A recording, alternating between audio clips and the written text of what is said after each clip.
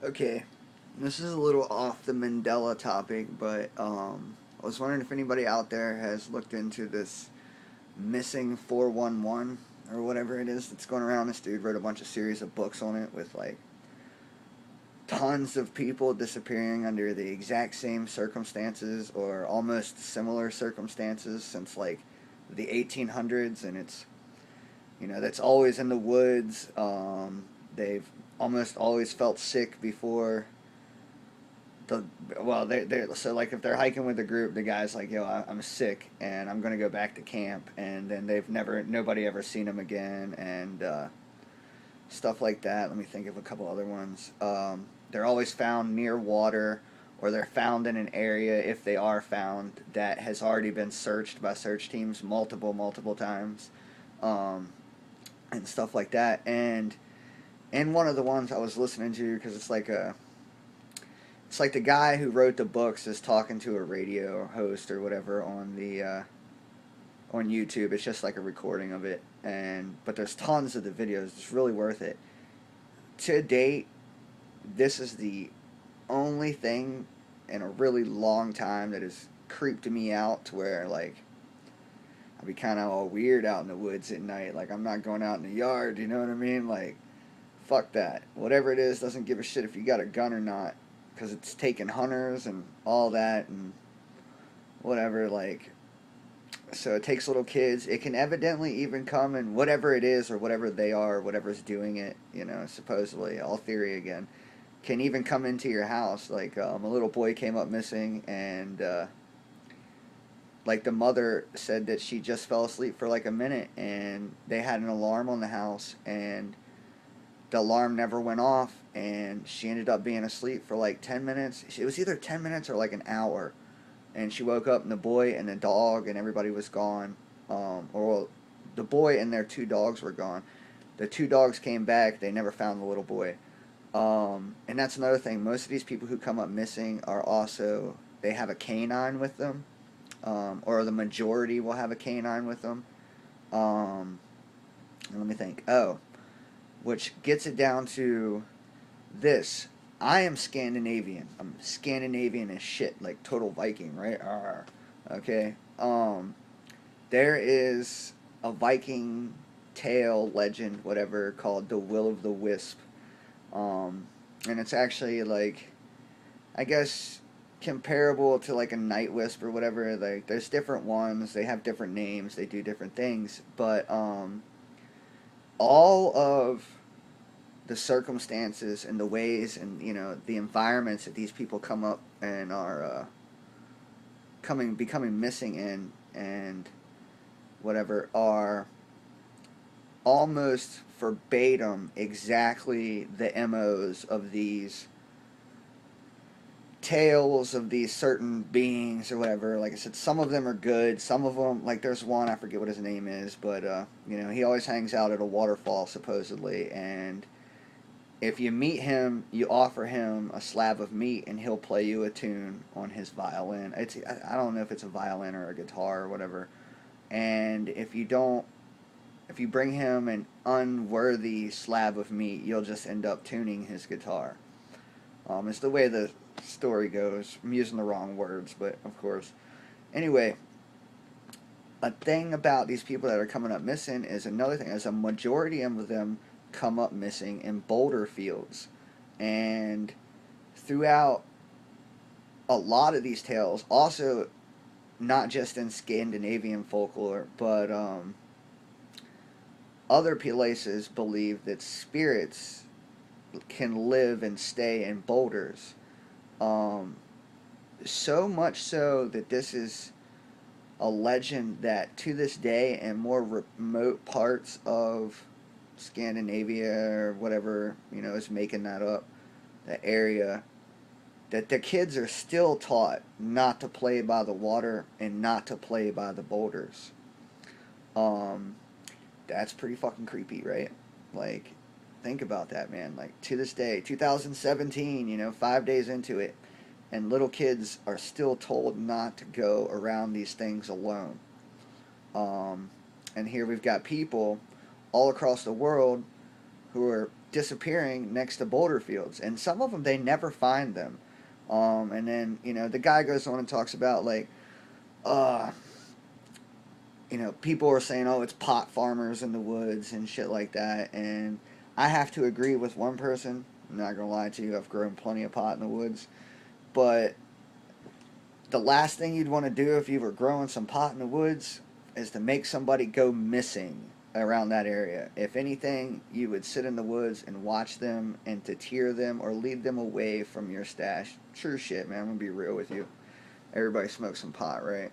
So, anyway, although I don't do it now, that was back when I was a kid.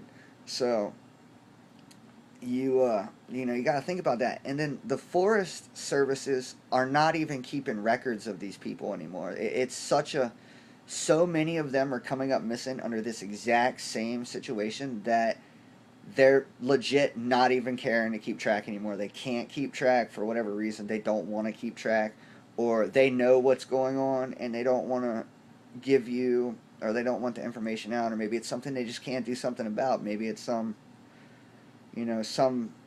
fairy tale type thing that's like legit and there's nothing they can do about it. So what are they going to, flip everybody out? You want 100 of people running through the woods with shotguns? It's probably not a good idea.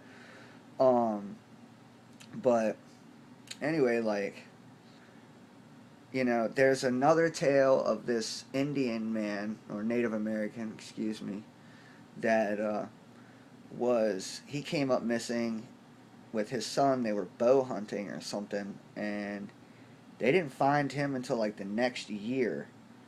And they found him, well, when they found his remains, his belt was rolled up perfectly next to his skull, and his shoes were next to his skull perfectly. Now, why would you take your clothes off and put them next to your head if you were in the woods dying, or if you were in the woods lost? And that's another thing that all these have in common. They almost all are found with no shoes. They have no shoes, but their feet don't have the bruising and cutting of running through the woods with no shoes. Now, I don't know if you guys can tell this, I'm a bit of a hippie. I don't wear shoes ever. I hate shoes. I hate everything about shoes. They make my feet hurt. They make my back hurt. It doesn't matter which ones I buy. If I don't have to wear shoes, I don't wear shoes. And I'm talking like every day I don't wear shoes. It doesn't matter if I'm on the street or if I'm in the country. I'm walking down gravel driveway. None of it doesn't bother me. My feet are pretty damn tough. And hiking through the woods or running through the woods, or whatever, cuts your feet up, man. You step on these little stick trees that stick up like that tall, and that shit tears you up. And it tears my feet up. So to be in the woods lost and not, cutting your feet up is kind of creepy.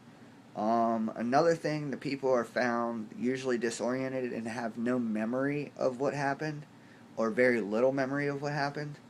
And then going back to the will-o'-the-wisp, there is a legend that goes along with one of the creatures that are in there, or whatever you want to call them, that lights in the woods will lead you astray. Okay, and this one I'm definitely taking directly from the 411, but I think it's about the coolest one. Evidently, they were watching, I believe it's a TV show, it's called Northwood's Law. Some guy that was doing maintenance on a trail became missing. All this for like a day or something. They came and they're looking for him, and then on video they have, it was broadcast on a TV show, over in the woods is these lights that are like moving in the woods. It looks kind of like a flashlight in a way, and they see it on camera. They thought it was him, like they went toward it and all that. Now I've not seen the episode, so I don't know exactly what happened there, but that again matches up directly with the tales of the will-o'-the-wisp or whatever. And short past that, we got other people that have came up missing and been found said that a light led them astray, or they saw a light and went to see what it was. And I believe, including the Native American man that I was telling you, may have said something about lights. There's so many different cases of this going on under the same situation or same circumstances that it's hard not to cross this one with that one. So forgive me if I have. And let me think. I'm trying to cut this short. I don't know. It takes me forever to upload videos. So, we got, oh, going again back to the search being found where search and rescue teams have already been through, stuff like that.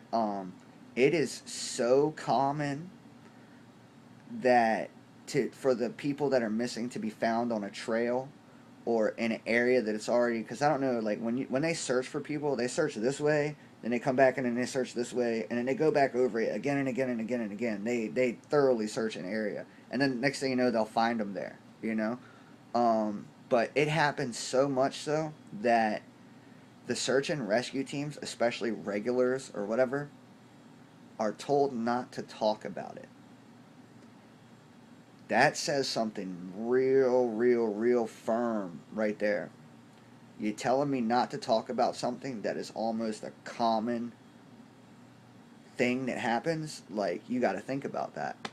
And then we're going to go back to the Native American guy again, which is one of the creepiest ones in my opinion. When he was found, the FBI kept this man's remains for like 5 years or something. Didn't give it back to the family. The family had to petition to get their family members' remains back. That's also really weird to me, because if you rule that, you know, the guy died of natural causes or whatever in the woods, you know, think about that. Like, why the hell did the FBI need to keep a hold of some dude's bones, man? It's kind of rude on the first place, and unless there's something else there, they're trying to figure it out. So, you know, look into the Will of the Wisp thing. It's pretty cool. And if you guys know anything about this, talk to me in the comments about it. And again, extremely bored, so please talk to me in the comments. I really am to the point I hate Facebook, so I'm trying this YouTube thing out. So let's see what's up. Thanks.